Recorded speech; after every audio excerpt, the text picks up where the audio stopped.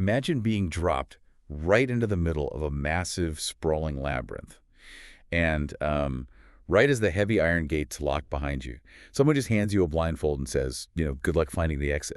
Yeah, that is honestly exactly what it feels like. Right. It's like you finally beat the main campaign of an action RPG you're riding that high, and then suddenly you are dumped out into the endgame. It's the ultimate cliff edge in gaming. You go from this very guided, linear narrative where the game is constantly holding your hand, telling you exactly where to go. Go here, kill this guy. Exactly. Straight into this overwhelming, multi-layered sandbox. And without a really solid plan, you are just blindly wandering the halls. Which is exactly what we're going to fix today. What if, instead of that blindfold, someone handed you the architect's master blueprint?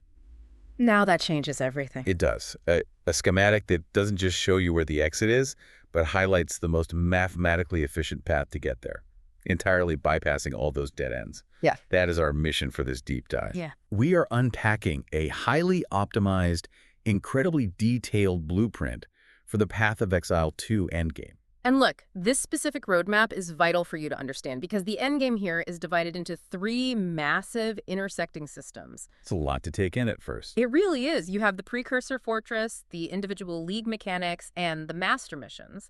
And the interaction between these systems is brilliantly complex, but, well, that complexity means it is incredibly easy to get completely lost. Right. You can end up backtracking and wasting, tens of hours doing content that isn't actually moving your character's progression forward at all. Which is exactly what we want to avoid. Yes.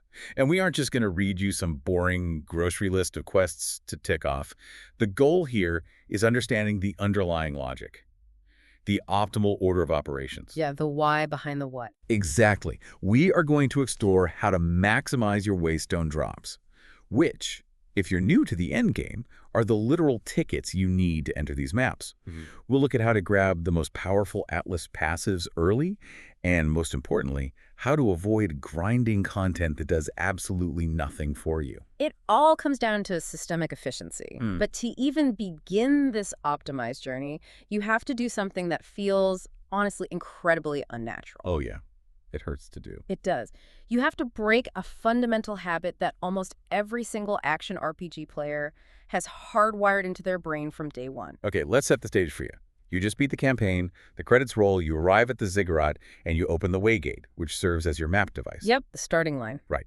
So the guide we were looking at says you run your first map, you talk to the NPCs, Doriani and Pharaoh, to unlock the map device in your personal hideout, and then, well, here's where the advice gets really counterintuitive. Brace yourself. The golden rule for the rest of your early progression is this.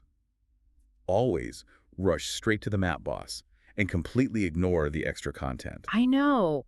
Hearing that physically hurts the loot-driven part of your brain. It hurts my soul. Wait, isn't the entire premise of a game like this to kill every single monster, open every chest, and explore every dark corner of the map? It usually is, yeah. You're telling me I should walk past a glowing rare monster? That feels like walking past pennies on the sidewalk just to, go look for a dollar bill. I get that. But think about the underlying math of the Atlas passive tree. Those passing points act as massive multipliers for the loot you find. Okay. So picking up those pennies right now is actually costing you time you could be spending printing $100 bills later. Farming rare monsters and doing random mechanics in your maps is highly mathematically unrewarding before your tree is allocated. Because the game scales. The reward drops heavily based on those passive points you haven't earned yet. That's the core reality of the system right there. You need to get your passives as fast as possible to make the rest of the game mathematically worth your time. Every single minute you spend fighting a random mob in an unoptimized map is a minute you're not getting closer to the real loot. Exactly. You aren't progressing toward the end game where the real build-defining stuff drops, so you rush the boss to get the Atlas completion, full stop. Okay, I can accept the logic, even if my inner loot goblin is screaming right now. It's an adjustment for sure. But rushing straight to those bosses means you have to churn through a lot of maps very quickly.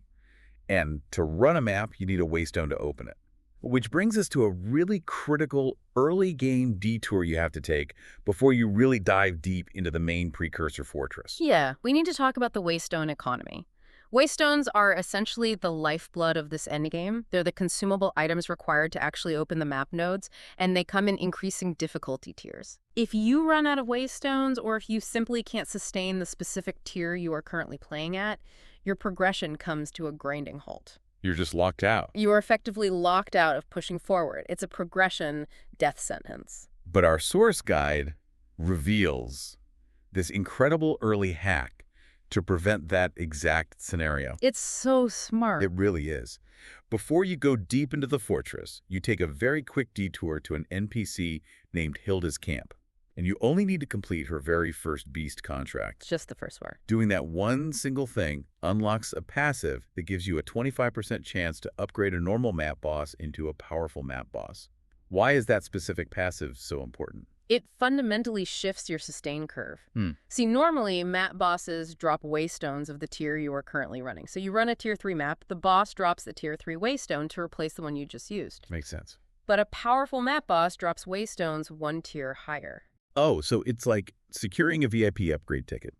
By spending just one passive point right out of the gate, you are essentially building the next rung of the ladder before you even need to climb it. That's a great way to put it. You're guaranteeing that, 1 in 4 times, you are getting the key to the next difficulty tier. Exactly. And when you connect this to the bigger picture, there is a secondary safety net built into the game that players completely overlook. Right, the vendor. Yes, Doriani, the vendor standing right in your hideout, actually sells waystones. But the crucial detail is the specific inventory he carries. He sells waystones exactly one tier below your highest completed tier. So as soon as you manage to complete a tier 7 map, you should immediately go back to Doriani and buy a stack of tier 6 waystones. Yep. And when you hit tier 12, you buy tier 11s. It creates an ultimate failsafe, so a bad streak of RNG doesn't send you tumbling all the way back down to tier 1. That vendor inventory is your insurance policy. And with your waystone sustain fully secured through Hilda's passive and Doriani's shop, you are finally ready to tackle the Precursor Fortress. Let's get into it. But again, we are not just blindly exploring nodes. There is another golden rule here. You only path to the major quest objectives using the absolute shortest route possible. And this is where the guide had this massive aha moment for me. Because I assumed, like most players probably do, that you had to clear the whole fortress node by node, kind of grinding your way across the entire board. That's the trap. Right, but no, the guide highlights this incredible autofill mechanic. If you kill the pinnacle boss in the fortress tower, it allows you to auto-complete entire surrounding sections of the fortress. We are talking about automatically finishing roughly 40 maps at once without having to actually run them. Which perfectly reinforces that golden rule of shortest pathing. Running any of those side maps manually before you kill the pinnacle boss is literally a waste of your time. You're just doing tedious work. Work that the game is perfectly willing to do for you if you just know which lever to pull. So let's unpack the optimal early path to pull those levers. Yeah. You head to the ancient gateway. And along this middle path, you are hunting for map nodes that give guaranteed trial keys for either the Trial of Chaos or Sekimus. Right. You specifically want to grab the barrier for the Trial of Sekimus because doing that unlocks your third set of Ascendancy class points right around level 70. And those Ascendancy points are a huge power spike. Mm-hmm. But here is a vital survival tip from the sources. You should over-level for those trials slightly so you can blitz them. Good tip. And more importantly, make absolutely sure you equip specific items like relics that give your character 75% honor resistance. Ah, the honor damage. Yes. The magical damage in those trials is balanced around you having that specific mitigation. Without it, you will just be one shot. And nobody wants that. So Yeah. you survive the trials, you get the massive power spike. Then the path branches. You take the shortest route to the East Gateway and kill the Precursor Refiner boss, then head to the West Gateway to kill the Precursor Separator. Doing this activates the beacons. Those beacons are key. They unlock the Enigma chambers. Now, if you've been following the Waystone ladder, you should be dropping tier 10 Waystones by the time you reach this area. Okay. The Enigma chambers contain the Crisis Fragments you need to summon the next major roadblock, which is the Arbiter of Ash, who waits in the Burning Monolith. Okay, so you face the Arbiter of Ash, and let's be real, this is where a lot of character builds hit a massive brick wall. Oh, absolutely. So what is the play if you reach the Arbiter or if you push into these tier 10 and tier 11 areas and your character just keeps dying? Well, consider what your natural instinct would be in that frustrating situation. My instinct is to say, okay, the game got hard, my armor isn't cutting it, I need better gear. So I should grind the absolute highest tier maps I can possibly access, which eventually means tier 15 maps, because the hardest content drops the best loot. I need tier 15 gear to beat the endgame bosses. And that assumption right there is the single biggest statistical mistake players make in Path of Exile 2. Wait, really? Yes. Rushing to tier 15 maps when your character is underpowered does not speed up your gearing. It dramatically slows down your entire progression. Why, though? If the monsters are a higher level, shouldn't the loot be universally better? It comes down to the underlying math of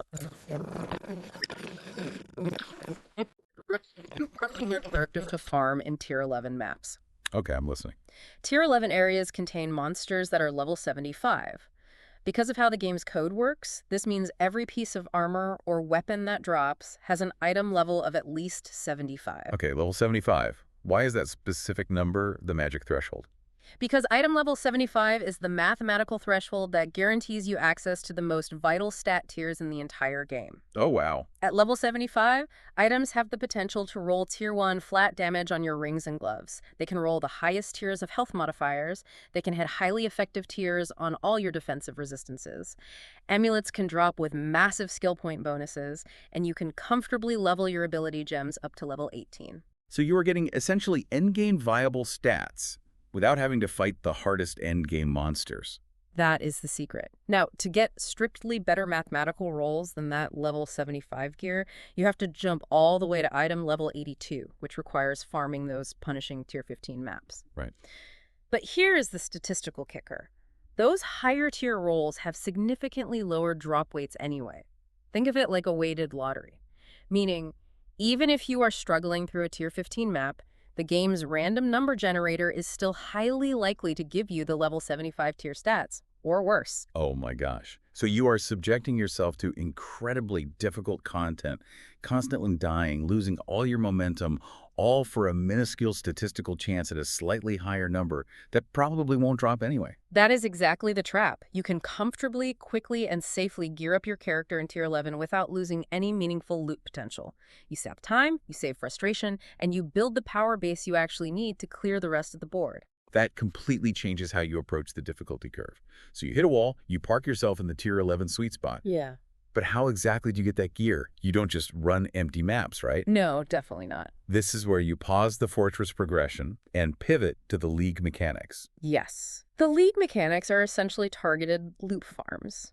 When the main path gets too tough, you dive into these specific legacy modes to inject massive power into your character. Right. But instead of just wandering into them randomly, you choose them based on the specific problems your build is facing. Okay, let's frame this around the problems players actually run into. Let's say my character is broke, I have no crafting materials to upgrade my gear. Where do I go? You target the Abyss mechanic. The guide highlights Abyss as the absolute best early choice because it just vomits raw currency.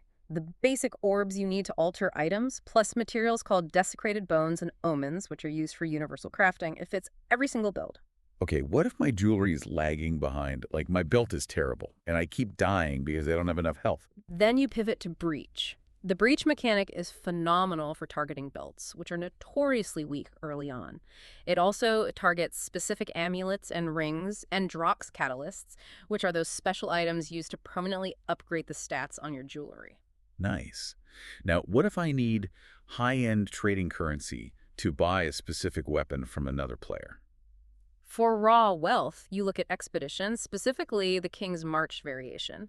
This mode actually doesn't have a passive tree yet in the game, so it's instantly efficient without needing setup. Oh, that's handy. Yeah, you run it for raw currency drops like Divines, which are basically the $100 bills of the player trading economy, and uncut gems, which let you customize your skills directly. And there's also Delirium, which gives you items called Liquid Emotions, so you can magically anoint your amulets with extra passive skills, and Ritual or Vol Temple, which are great for hunting incredibly rare unique items. Knowing what they do is half the battle, but the optimal sequence to tackle them is incredibly specific. Let's hear it. Step 1. You actually don't start a league mechanic at all. First, you find and clear a corrupted zone, a nexus, to earn a single point for the master NPC, Doriani. You spend that point to unlock an extra revival. Oh, literally an extra life, a crucial safety net before you dive into these chaotic, monster-dense mechanics. Exactly. Step 2. You make a very short detour into Delirium. You path just far enough to a node called the Withered Willow to unlock those amulet anoints we mentioned, and then you stop. Do not try to complete the entire delirium tree yet. Got it. Withered Willow, then out. Step 3. You fully clear the Abyss questline by hunting down its specific boss, Kulamak. Now, I have a question about this phase. Yeah. Because if you were listening to this, you might be wondering, while I am doing the Abyss questline to reach that boss, shouldn't I be using the Abyss tablets I've found to spawn extra abysses in my maps? I mean, more mechanic equals more loot, right? That is another incredibly common trap. The guide explicitly warns against juicing your maps with tablets during this phase. Wait, really? Don't add more of the mechanic to the map I'm actively farming? Not during the quest phase. Remember our overarching goal from the very beginning, speed and efficiency. Tablets add more of the mechanic to the map, which means the map takes significantly longer to clear. Oh, I see. Your objective right now isn't to farm the mechanic for loot. Your objective is to kill the quest boss as fast as humanly possible so you can unlock the passive tree points for that mechanic. Once you have the passives, then you juice the maps. Because doing the mechanic without the passives is mathematically inefficient. We are back to the pennies versus the dollar bills. Get the passives first. Always secure the multipliers before you spend your time farming. Then, for step 4, you run Breach. You hit the Monastery of the Keepers, the Hives, the Colony, and finally kill the boss. Zest. Okay, so if you're listening to this and your head is spinning from all these different mechanics and rules, don't panic. The main takeaway here is park at tier 11, use specific mechanics to fix your gear gaps, and don't waste time farming until your passives are unlocked. Perfect summary.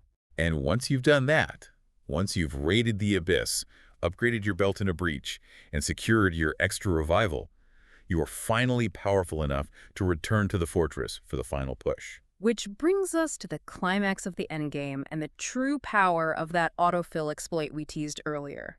You have fully ascended your character. Now, you head into the central fortress to hunt down the components for the Origin Core. This sounds like a massive cinematic sequence. You gather these ancient components from the Matriarch and Patriarch holes, you take them to the engine room in the central tower, combine them to get the Origin Cradle and Origin Spark, and take the core straight up to fight the pinnacle boss, the Arbiter of Divinity. Defeating the Arbiter is what grants you access to the Cardinal device. And what does that do? Well, if we look at the lore, this is essentially a massive piece of ancient machinery that overrides the fortress's defense grid. Mechanically, clicking the Cardinal device auto-completes an entire region of the fortress, averaging about 40 map nodes instantly. The guide recommends using it on the bottom left region first, because it unlocks a wall tower that makes fast traveling around the rest of the map way easier. And the craziest part of this blueprint, this isn't a one-time reward. No, it's not. This is a repeatable loop. You go out into the Infinite Atlas, look for specific beacons to find more Matriarch and Patriarch holes, gather more core components, and fight the Arbiter again. You do this 5 times to let the machine auto-complete basically the entire endgame board. And with all those free passive points flooding in from the auto-completed maps, how you spend them is critical. First, you grab a node called Reverse Transcription, which lets you use high-tier crafting orbs on your map tablets to make them more rewarding. Okay. Then you path through the Rogue Exiles nodes. Early on, fighting these Rogue Exiles is your primary source of high-quality jewelry drops. Then you head up to what the guide calls the top forks of the passive tree, grabbing things like the Desert Mastery and the Curious Durable Stone. This is the turning point where you go from just surviving the game to actually breaking the economy. Yeah, that's when things get crazy. These specific passives scale your Waystone and tablet modifiers, meaning the sheer volume of loot dropping is going to skyrocket. You also grab Jito's Anomaly Map Lineage passives early here. At this point, your fortress is largely complete, your main tree is loaded with loot multipliers, and you basically just play mop-up with the remaining mechanics. You finish Ritual, which is very fast. You get an audience with the King invitation, kill the King in the Mists, take Eva's body to Kirarth, and fight Bodak. Just checking the boxes. Exactly. Then you play City Planner in Val Temple by building a road straight to the Architect boss and connecting the Atsiri chambers. And importantly, you leave Delirium for the very last. Wait, why save Delirium for last? We unlocked the amulet anoints for it hours ago at the Withered Willow. Because to actually finish the Delirium tree, the game requires you to run 100% delirious maps. Meaning the map is completely swallowed by the fog. Exactly, and this fog scales enemy health and damage to extreme, almost unfair levels. Oh boy. Monsters absorb damage like sponges and hit like trucks, You have to escalate the fog, enter the simulacrum arena, grab Raven's reflection, and fight a brutal boss named Tengmazu. It is the ultimate gear check in the game, which is why you save it until your character build is entirely finalized and min-maxed. And finally, you wrap up any lingering master quests. Finish Hilda's 3 beasts, Jito's vaults and mansions, and hunt down the 4 grand expedition bosses, Medvid, Varana, Ured, and Ulroth, to get the Triskelion Flame. And just like that, you have conquered the labyrinth. You have the master blueprint. It really is an incredible piece of routing. By suppressing your natural instinct to explore and rushing the bosses, by fixing your Waystone economy early with Hilda and Doriani, by exploiting the math of the Tier 11 sweet spot instead of dying in Tier 15, and by letting the Cardinal device autofill the map for you. You bypass dozens of hours of frustrating, unrewarding grinding. You really do. But, stepping back, looking at this incredibly optimized, hyper-efficient blueprint, it raises a really fascinating question about the ecosystem of the game itself. What do you mean? Well, if you, and thousands of other players listening to this, perfectly optimize your runs, what happens to the game world? It introduces the paradox of efficiency. The endgame of ToE2 is fundamentally a game of resource management, but the ultimate resource being managed isn't waystones or currency, it's your own time. Right. And the in-game economy, the value of those divines and crafting materials, is entirely player-driven. It's based on scarcity. The game relies on the average player being inefficient, getting stuck in Tier 15, and taking weeks to reach the end game. But if everyone uses this blueprint to park in Tier 11, gear up safely, and flood the market with perfectly rolled level 75 items in a matter of days, the market could instantly crash. The gear that used to be incredibly valuable becomes commonplace. It forces us to ask, in a massive multiplayer game where wealth is relative, if everyone becomes perfectly efficient, does efficiency lose its value entirely? Now that you have the optimal path to unlock the entire Atlas, how will you choose to spend all that saved time when the infinite Atlas is at your fingertips? A brilliant thought to end on. If everyone holds the map to the exit, the real challenge might be navigating the world you all create once you get outside.